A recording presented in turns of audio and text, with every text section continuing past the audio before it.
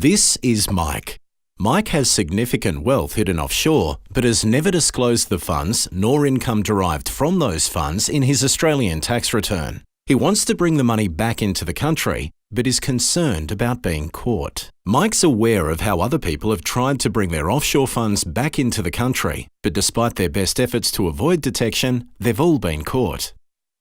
Let's take John. John's funds were held in an offshore jurisdiction. To access that money, he arranged for offshore companies to pay large expenses, like his kids' tuition. John's transfers were tracked by AUSTRAC and raised flags. The arrangement was reviewed, and John was caught. How about Carl?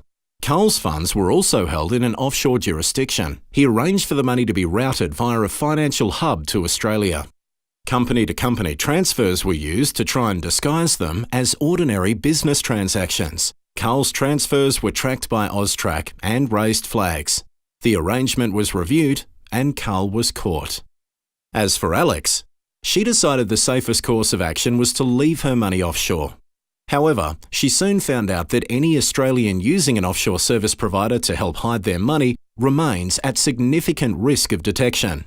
Alex's offshore service provider was detected, and the Australian client list of that provider was supplied by a foreign agency to the ATO. John, Carl and Alex were all made to pay the tax they attempted to evade, along with administrative penalties up to 90% of that amount, plus interest calculated all the way back to the start of the schemes.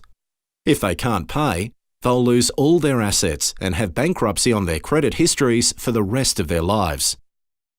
It's time for Mike to make the right decision and disclose his offshore interests under Project Do It. To learn more, visit ato.gov.au/Project Do It today.